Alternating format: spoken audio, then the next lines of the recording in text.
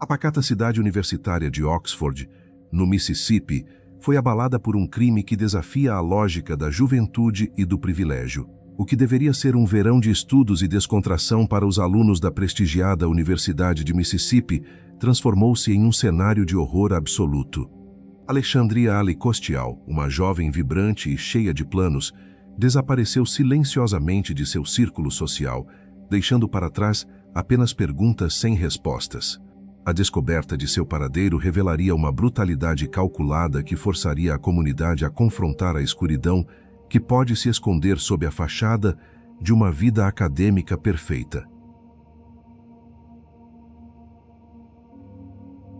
O início das investigações sobre o destino trágico de Alexandria Costial remonta à manhã de sábado, dia 20 de julho de 2019, quando a calmaria de uma região isolada foi abruptamente interrompida por uma descoberta aterradora.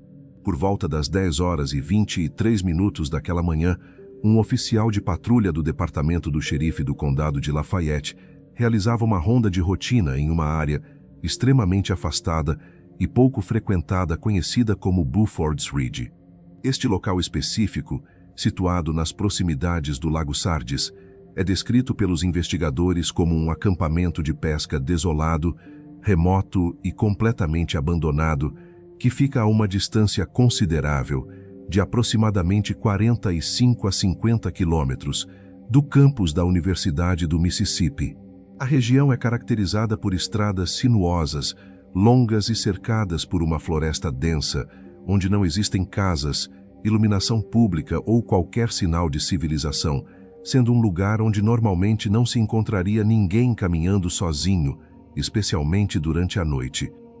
Ao percorrer o terreno escuro e silencioso, o patrulheiro deparou-se com o corpo de uma jovem mulher caído no chão, apresentando ferimentos visíveis e graves decorrentes de múltiplos disparos de arma de fogo. A vítima havia sido atingida por pelo menos 9 tiros, um nível de brutalidade e violência que o investigador local, Jared Bundren, descreveu como algo sem precedentes em toda a sua carreira profissional. Durante a perícia inicial no local do crime, os investigadores localizaram 11 cápsulas de munição deflagradas espalhadas pelo chão, dispostas em um padrão que sugeria que o atirador havia se movimentado em círculos ao redor da vítima enquanto efetuava os disparos.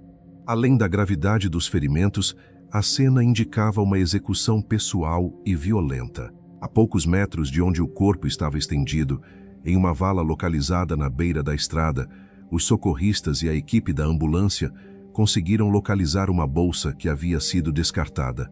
Dentro desse acessório, foram encontrados documentos fundamentais para a investigação, incluindo uma carteira de motorista e o cartão de identificação estudantil da jovem. Para compreender a magnitude da perda que abalou a comunidade universitária, é necessário observar a trajetória de Alexandria Madison Costial, carinhosamente chamada de Alai por seus entes queridos. Natural da cidade de St. Louis, no estado do Missouri, a jovem de 21 anos de idade estava cursando o seu último ano da graduação em marketing na Escola de Administração de Empresas da Universidade do Mississippi. Ali era descrita por seus amigos, professores e familiares como uma verdadeira luz, uma pessoa que irradiava felicidade e positividade constantes, possuindo a habilidade natural de fazer todos ao seu redor rirem e se sentirem amados. Sua vida no campus era marcada por um engajamento extraordinário. Ela foi uma das membros fundadoras de sua sororidade, a Alpha Phi, atuava como presidente do clube de golfe da universidade e foi fundadora de clubes de corrida. Além disso, Ali era extremamente ativa, ensinando aulas de yoga e pilates, trabalhando como babá, salva-vidas e dedicando seu tempo livre para treinar para uma meia maratona. O espírito generoso de Alai também a levou a cruzar fronteiras internacionais, em missões de voluntariado no Peru e em partes da África, onde atuou como professora de inglês para crianças pequenas. Ela nutria uma paixão profunda pela estética da vida no Sul, amando pérolas, flores e, especialmente, pores do sol, o que a motivou a criar uma conta dedicada no Instagram, chamada Sunsets by Alex. Foi durante o seu primeiro ano na faculdade, no outono de 2016, que Allie conheceu Brandon Theisfeld, um estudante vindo de Fort Worth, no Texas. Brandon era filho de um médico e vinha de uma família considerada de posses, sendo frequentemente descrito por colegas como alguém que se vangloriava do dinheiro do pai. Allie desenvolveu um interesse romântico por ele quase imediatamente e o convidou para diversos eventos de sua sororidade. No entanto, o relacionamento que se seguiu ao longo de 3 anos foi caracterizado como instável, não oficial e marcado por uma dinâmica de idas e vindas. Amigos próximos relataram que, enquanto Allie buscava um compromisso sério e até sonhava em casar e formar uma família com Brandon, ele a tratava de forma desdenhosa e manipuladora. A investigação inicial para reconstruir os momentos finais da jovem começou logo após a confirmação de sua identidade através dos documentos encontrados na cena. Os policiais descobriram que a última interação de Allie com sua família ocorreu na noite de sexta-feira, dia 19 de julho de 2019, por volta das 19 horas. Durante um telefonema casual com sua mãe, Cindy, Allie mencionou que havia acabado de acordar de um cochilo após realizar uma prova importante naquele dia e que pretendia sair com alguns amigos para aproveitar a vida noturna de Oxford. Imagens capturadas por câmeras de segurança na região do Oxford Square confirmaram que a jovem esteve em um bar chamado Funk's, de onde foi vista saindo sozinha exatamente às 23h52 daquela mesma sexta-feira. Registros de transporte e dados de GPS comprovaram que Allie utilizou um serviço de Uber após sair do estabelecimento, sendo deixada em seu apartamento por volta da meia-noite. As colegas de quarto de Allie confirmaram aos investigadores que ela de fato retornou para casa naquela noite, porém, nenhuma delas a ouviu sair novamente mais tarde durante a madrugada. Quando os policiais realizaram uma busca minuciosa no quarto da vítima, notaram uma ausência significativa. O telefone celular de Allie não estava em lugar nenhum. O sinal do aparelho havia sido rastreado uma única vez em Oxford no sábado, antes de o sinal desaparecer completamente. No entanto, os investigadores encontraram outro dispositivo tecnológico que se tornaria a evidência mais importante do caso, o Apple Watch de Allie, que havia sido deixado para trás. Devido à sincronização automática entre os dispositivos da Apple, o relógio inteligente ainda continha as mensagens de texto que haviam sido trocadas e recebidas recentemente, servindo como uma janela para as comunicações privadas da vítima.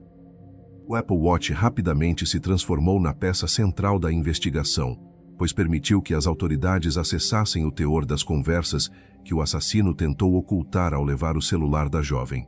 As mensagens revelaram que Allie estivera envolvida em uma troca de textos longa, tensa e carregada de conflitos com Brandon Theisfeld nas horas e dias que antecederam o crime.c. Através da análise desse histórico digital, a polícia descobriu que, apesar de Brandon ter passado meses evitando ou bloqueando Allie, ele havia subitamente entrado em contato para sugerir um encontro presencial naquela fatídica noite. O teor das mensagens indicava que existia um impasse profundo entre os dois, algo que persistia desde o semestre anterior e que gerava grande angústia na jovem. A descoberta desses diálogos forneceu aos investigadores não apenas um nome específico, mas uma linha do tempo clara de intenções, permitindo o início do cerco ao principal suspeito. Quando os policiais começaram a entrevistar o círculo social de Allie e a perguntar se alguém teria motivos ou um histórico de comportamento agressivo para feri-la, a resposta dos amigos foi unânime em apontar para Brandon Theisfeld. Relatos colhidos indicavam que ele possuía um lado agressivo, frequentemente dizia coisas degradantes para a Allie e a submetia a um ciclo de abuso emocional e manipulação. Uma amiga próxima relatou ter passado inúmeras noites consolando Allie enquanto ela chorava por causa do comportamento de Brandon.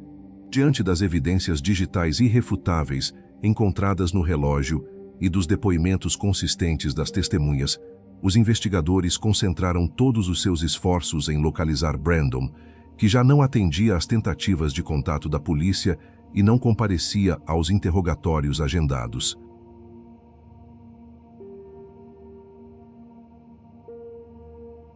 As motivações que levaram ao desfecho violento deste caso começaram a se desenhar meses antes do crime, especificamente no início de abril de 2019, quando mensagens de texto revelaram que Alexandria Kostial acreditava estar grávida de Brandon Theisfeld.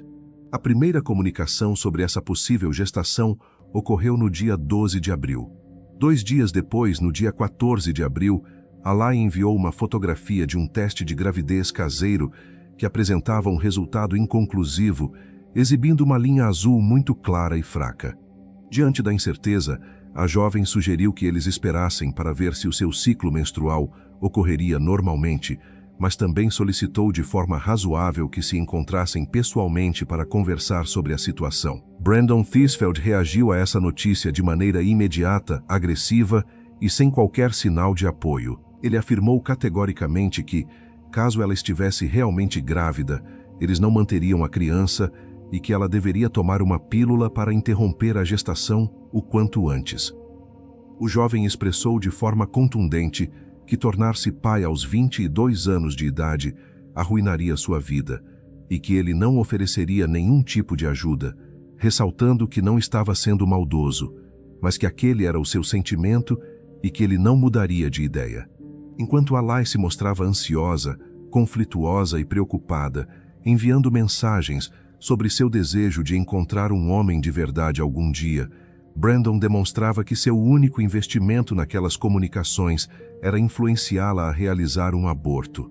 O histórico digital mostrou que Brandon realizou buscas na internet por termos como serviços de aborto, pílulas abortivas e situações onde a mãe quer o filho, mas o pai não. As interações seguintes foram marcadas por um comportamento omisso de Brandon, que frequentemente ignorava as mensagens de ela ou prometia visitá-la para conversar e simplesmente não aparecia. Nesse período, Alai enviou mensagens de texto extremamente longas, por vezes desconexas e quase totalmente unilaterais, implorando por atenção e suporte. Em algumas dessas mensagens, ela descrevia o consumo de quantidades alarmantes e perigosas de álcool, como uma garrafa inteira de tequila, 2 de champanhe e diversas cervejas, o que investigadores e psicólogos interpretaram como um pedido desesperado por socorro e uma tentativa de fazer com que Brandon viesse ao seu resgate. Em meados de abril, ela chegou a enviar textos relatando que estava sangrando intensamente e acreditava que algo estava errado.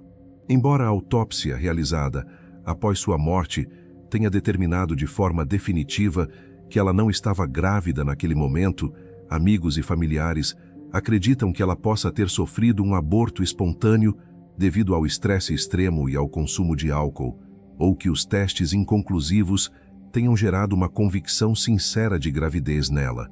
O comportamento de Brandon Theisfeld nas semanas que antecederam o crime indicava uma preparação cuidadosa e sombria. Na sexta-feira, dia 12 de julho de 2019, exatamente uma semana antes do assassinato, ele viajou de Oxford para a casa de seu pai em Fort Worth, no Texas, com o objetivo específico de buscar uma arma de fogo. No mesmo dia em que ela lhe enviou fotos de novos testes de gravidez ambíguos, Brandon postou uma imagem de uma pistola calibre .40 em sua rede social Snapchat. A legenda da foto era "Finalmente levando meu bebê de volta para Oxford", o que a acusação interpretou como uma referência arrepiante ao armamento que seria utilizado no crime. Além de adquirir a arma, Brandon deixou um rastro digital perturbador através de suas pesquisas em sites de busca. Entre as pesquisas realizadas na semana anterior ao crime, estavam termos relacionados a como se safar de crimes, como esconder delitos e como realizar o planejamento e a preparação de atos ilícitos. Ele buscou informações sobre como amarrar pessoas, o uso de máscaras faciais táticas, silenciadores e munições do tipo ponta-oca. De forma ainda mais específica e perturbadora, Brandon pesquisou sobre como o assassino em série Ted Bundy atraía e enganava suas vítimas, o que sugeria um estudo sobre métodos de manipulação para atrair alguém para uma armadilha. O jovem também demonstrou falta de familiaridade técnica com o armamento, pesquisando sobre qual botão operava cada função em uma pistola Glock e buscando informações sobre munições específicas. A fase final do plano de Brandon começou a ser executada no dia 17 de julho, quando ele retomou o contato com Alai iniciando uma conversa por mensagens de texto pela primeira vez desde o mês de abril. Ele agiu de forma a fazê-la acreditar que estava finalmente pronto para discutir a situação da gravidez e o futuro do relacionamento deles. Na madrugada de quinta-feira, dia 18 de julho, por volta de 1h57, Alai enviou a ele uma fotografia de seu estômago. No dia seguinte, sexta-feira, dia 18 de julho, Alai enviou outra mensagem afirmando que não conseguia mais esconder a mudança em seu corpo e que estava ficando difícil fingir que estava apenas acima do peso. Brandon respondeu perguntando se ela estaria em casa naquele dia e se poderia visitá-la. A estratégia de manipulação ficou evidente nas mensagens enviadas por Brandon na noite de sexta-feira, dia 19 de julho. Ele instruiu Alai a avisá-lo quando voltasse da saída com seus amigos e perguntou explicitamente se a casa dela estava privada naquele momento.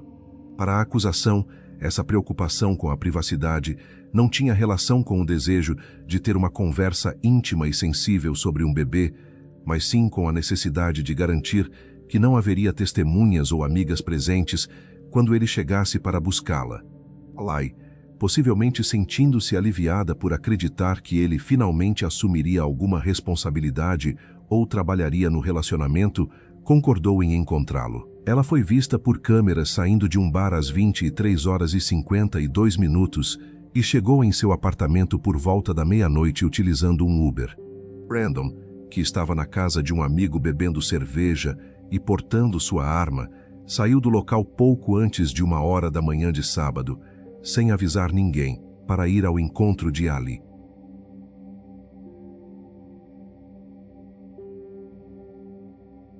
A cronologia precisa do crime foi estabelecida através de câmeras de vigilância e dados de satélite dos telefones celulares. Às 0h46 de sábado, dia 20 de julho de 2019, a caminhonete prateada de Brandon, facilmente identificável pela placa personalizada com a palavra Take It, foi registrada por câmeras de segurança, movendo-se na direção da residência de Alai. Cerca de meia hora depois, a 1h14 da manhã, o mesmo veículo foi visto circulando na direção oposta, indicando que Alai já estava dentro do carro com ele. Sob o pretexto de irem a um local tranquilo para conversar e fazer um plano, Brandon dirigiu por cerca de 45 minutos até o acampamento de pesca abandonado em Buford's Ridge. Entre 1h15 e 2h15 da manhã, os dados de GPS posicionaram os celulares de ambos movendo-se lado a lado durante todo o trajeto em direção ao Lago Sardes. Ao chegarem ao local desolado e escuro, eles se sentaram em uma mesa de piquenique de madeira, onde foram encontradas latas de bebidas alcoólicas.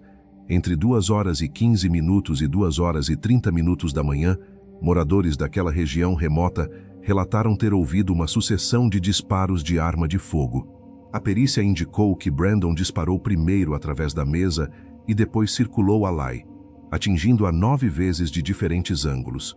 Às 2h50 da manhã, os registros mostraram que o telefone de Brandon já estava em deslocamento de volta para a cidade de Oxford.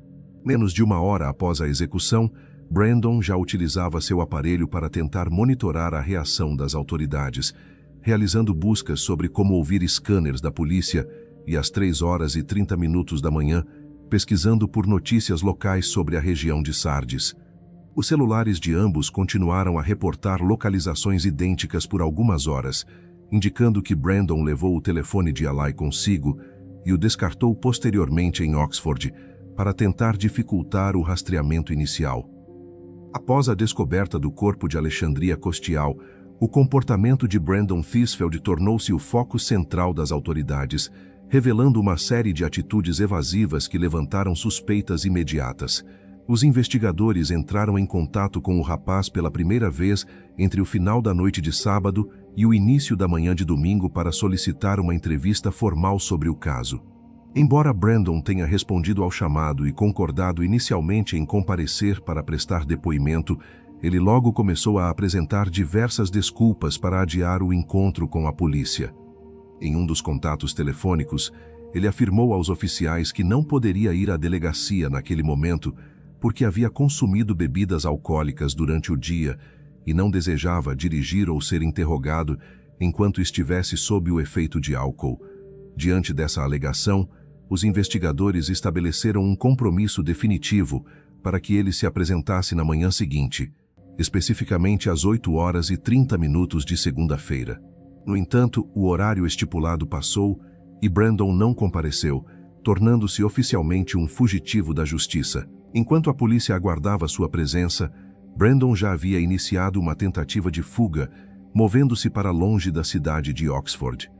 Através do rastreamento em tempo real de seu telefone celular e das atividades de seu cartão de crédito, os investigadores do condado de Lafayette perceberam que ele estava trafegando pela rodovia interestadual 55, seguindo na direção norte rumo a Memphis, no estado do Tennessee.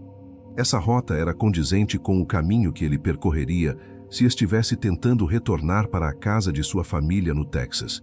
Diante da iminência da fuga, as autoridades emitiram um alerta urgente para todas as unidades policiais da região para que ficassem em busca de seu veículo, uma caminhonete de aparência bastante característica. Curiosamente, durante o domingo que antecedeu sua fuga, Brandon agiu de forma assustadoramente casual com seus conhecidos, chegando a passar algum tempo com amigos em sua residência. Testemunhas relataram que ele parecia normal, chegando a sair para jogar boliche e bebendo cerveja calmamente. Em um momento perturbador, ele chegou a exibir a arma de fogo dentro de casa para esses amigos, agindo como se nada de extraordinário tivesse ocorrido na madrugada anterior. Brandon confessaria mais tarde que, durante esse período de evasão, chegou a considerar o suicídio, alegando que manteve a arma contra a própria cabeça antes de desistir do ato. A perseguição terminou na tarde de segunda-feira, dia 22 de julho de 2019, quando Brandon Thisfeld foi finalmente localizado e detido. A captura ocorreu em um posto de gasolina situado na região sul de Memphis, aproximadamente 2 horas após a circulação do alerta policial com os dados de sua caminhonete. Agentes de uma força-tarefa de fugitivos de Memphis avistaram o veículo parado junto às bombas de combustível e realizaram a abordagem sem que houvesse resistência física por parte do suspeito. No momento da prisão, as evidências contra Brandon eram visíveis e imediatas. Ele ainda utilizava roupas que apresentavam manchas evidentes de sangue. Além disso, os policiais encontraram dentro de sua caminhonete a pistola de calibre .40 que havia sido levada da casa de seu pai no Texas. Todo o procedimento de detenção foi registrado por câmeras acopladas ao painel das viaturas policiais, mostrando o rapaz sendo levado sob custódia sob a luz do dia. Após ser informado de seus direitos, Brandon optou por manter o silêncio e solicitou a presença de um advogado. Ele assinou um termo de renúncia à extradição, permitindo que fosse transportado de volta para o estado do Mississippi para responder pelo crime. O registro oficial de sua entrada na prisão do condado de Lafayette ocorreu por volta das 15h45 daquela mesma tarde, onde ele permaneceu detido sem o direito de pagar fiança. Durante a continuidade dos trabalhos de perícia e busca, os investigadores realizaram uma vistoria detalhada no apartamento de Brandon em Oxford, onde encontraram uma peça fundamental para o entendimento de seu estado mental, uma carta manuscrita endereçada aos seus pais. O conteúdo do documento foi interpretado pela promotoria como uma confissão indireta, pois o rapaz escreveu mensagens de despedida e remorso. Na carta, Brandon afirmava explicitamente que não era uma boa pessoa e que algo dentro de si simplesmente não funcionava de maneira correta. Ele descreveu ser atormentado por pensamentos terríveis e demônios constantes, alegando que tais impulsos eram intensificados pelo uso frequente de cocaína e pelo consumo excessivo de álcool. O texto deixava claro que ele tinha plena consciência de que seria capturado pelas autoridades, prevendo que seu destino final seria a prisão ou a morte. Em um tom de lamento, ele pediu perdão aos pais, chamando a si mesmo de um filho ruim, mas reconhecendo que eles o amariam independentemente de suas ações. Além da carta, a investigação aprofundada consolidou evidências técnicas irrefutáveis que ligavam Brandon diretamente à cena do crime em Buford's Ridge. Testes de balística realizados no laboratório criminal confirmaram que a pistola calibre .40 encontrada no veículo de Brandon era exatamente a mesma arma que havia disparado os 11 projéteis localizados ao redor do corpo de Alexandria. Enquanto as provas físicas se acumulavam, os perfis traçados por colegas e conhecidos revelavam um padrão de comportamento problemático do acusado. Ele era descrito comumente como um filhinho de papai, alguém que utilizava o status social e o sucesso financeiro de seu pai, que era médico, para intimidar os outros e se comportar de maneira arrogante no campus. Relatos indicavam que Brandon frequentemente fazia comentários vulgares e rudes direcionados às mulheres e se vangloriava de que a influência econômica de sua família seria capaz de livrá-lo de qualquer consequência legal ou problema em que se envolvesse.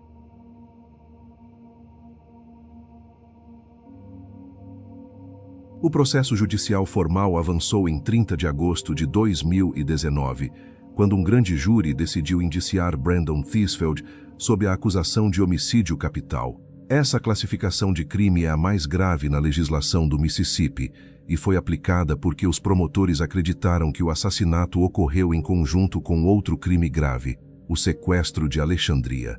A teoria da acusação sustentava que Brandon havia enganado a vítima para que ela entrasse em seu veículo sob o falso pretexto de conversarem sobre a suposta gravidez, quando na verdade ele já tinha a intenção premeditada de levá-la para um local remoto para executá-la. Devido à natureza capital da acusação, Brandon enfrentava a possibilidade real de ser condenado à pena de morte.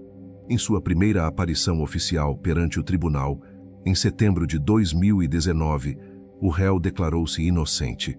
Durante os trâmites iniciais, seus advogados de defesa solicitaram uma avaliação psiquiátrica completa, possivelmente na esperança de encontrar algum atenuante mental. No entanto, o exame médico concluiu que Brandon estava em pleno gozo de suas faculdades mentais, sendo considerado são e legalmente competente para enfrentar um julgamento. O andamento do processo sofreu paralisações e atrasos significativos ao longo de 2020 devido às restrições impostas pela pandemia mundial de coronavírus, o que estendeu o período de detenção preventiva do acusado. A resolução do caso ocorreu em 27 de agosto de 2021, quando Brandon Theisfeld decidiu mudar sua estratégia de defesa e aceitou um acordo judicial. Ele se declarou culpado de homicídio em primeiro grau, uma acusação ligeiramente menor que a de homicídio capital, o que permitiu que ele evitasse a sentença de morte. Durante a audiência, o acusado apresentou sua própria versão dos fatos, afirmando que não havia planejado o crime com antecedência. Segundo seu relato, ele e Alexandria estavam bebendo e ouvindo música no local isolado, quando ele, sob um suposto efeito intenso de narcóticos e bebidas, teria tido um surto repentino de fúria e disparado contra a jovem. No entanto, a promotoria e os investigadores refutaram vigorosamente essa alegação de arroubo de raiva, apontando para as evidências de planejamento meticuloso, como a busca prévia por silenciadores, o estudo sobre assassinos em série e a viagem específica para buscar a arma. O estado da cena do crime, que mostrava o atirador circulando a vítima para disparar de vários ângulos, foi descrito pelos promotores como uma execução fria e calculada, e não um ato impensado.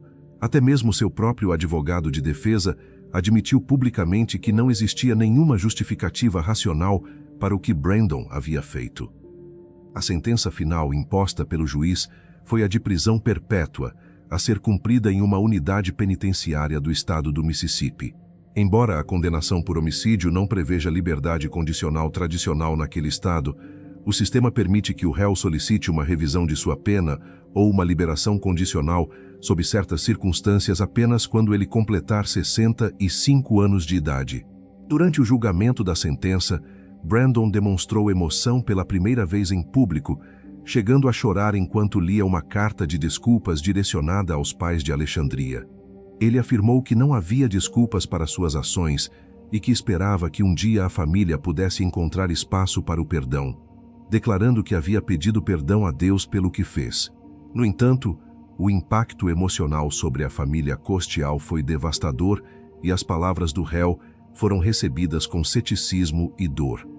Cindy Costial, a mãe da vítima, fez uma declaração poderosa e emocionante no tribunal, descrevendo Brandon como um monstro maligno, violento e sinistro, que teve todas as oportunidades de ser uma boa pessoa, mas escolheu deliberadamente o caminho do mal. Ela expressou o desejo de que, a cada vez que a porta de sua cela se fechasse, ele fosse lembrado da vida preciosa que havia tirado. Os pais de Brandon também se manifestaram através de um comunicado lido por seu advogado, expressando que estavam com o coração partido e devastados ao descobrirem os detalhes do relacionamento abusivo do filho e o fato de ele não ter compartilhado suas angústias com eles. A mãe de Brandon, Carrie, incentivou outros pais a manterem diálogos constantes com seus filhos, reforçando que nenhuma situação é complicada ou terrível demais para ser compartilhada com a família. Para os amigos e familiares de Alexandria, a conclusão do processo trouxe o encerramento jurídico necessário, mas eles reiteraram que nenhuma sentença de prisão seria capaz de preencher o vazio deixado pela ausência da jovem que tanto amavam. Alexandria Costial foi lembrada como uma pessoa que ensinou a todos o valor de ser autêntico e viver a vida com otimismo, um legado que seus amigos prometeram honrar para sempre.